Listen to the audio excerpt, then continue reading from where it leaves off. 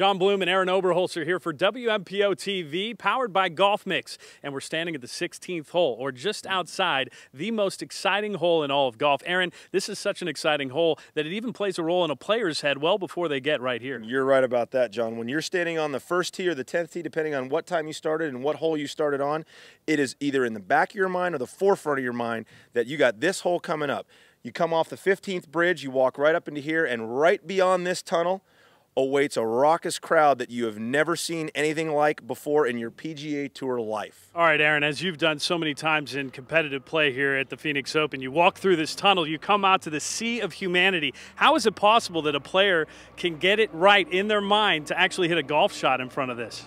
I'm not so sure that you can get it right, to be honest with you, because the anticipation of actually coming through that tunnel is actually worse than the actual golf shot. When you get up to the golf shot, you get in your golf mind, you get in your golf mode, if you will, and you just, everything kind of disappears, or you hope that it does, and you just hit your 8-iron or 9-iron that you normally do.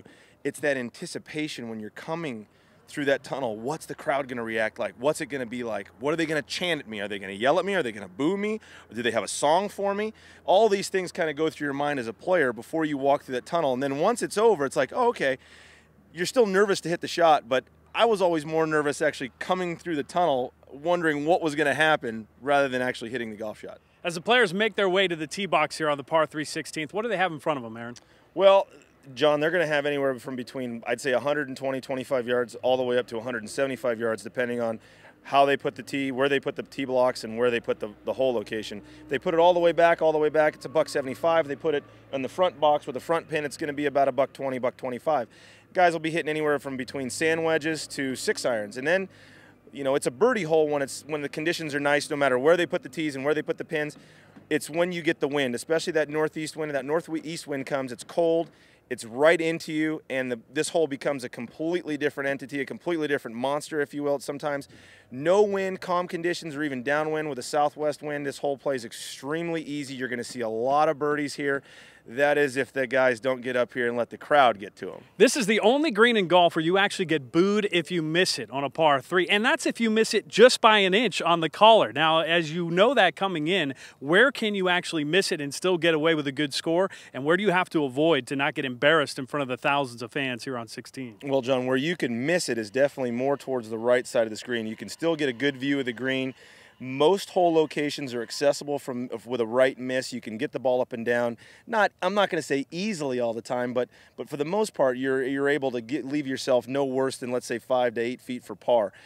Where you run into trouble and where you have the potential to make some really big numbers on this hole, or make a double and let's maybe even a trip, that's if things go really bad, is over here on the left side of the hole right here.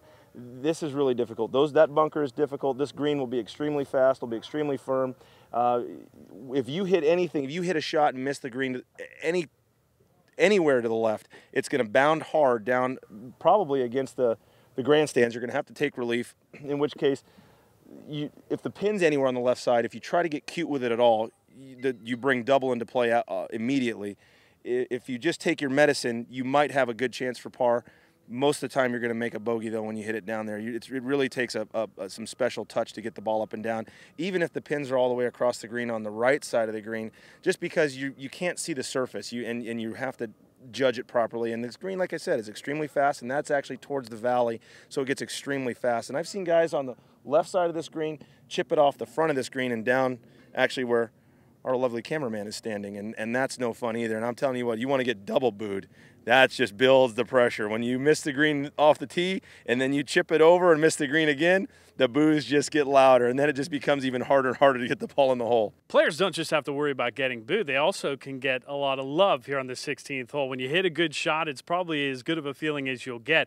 But as this hole has developed a reputation amongst the fans, it also has gotten a reputation amongst the players, hasn't it? It has, John, and a lot of guys plan their schedule around this event, whether they're coming to it or they're not coming to it, based on, in the past, what has happened to them at this very 16th hole. And you'll see a lot of guys that play here, they love it. They love the atmosphere. They embrace the crowd. They embrace the charitable givings to the animals, as we call them over there, to the left of the tee box, where you'll see guys throw hats and all kinds of party favors to the crowd over there, which I think is fantastic.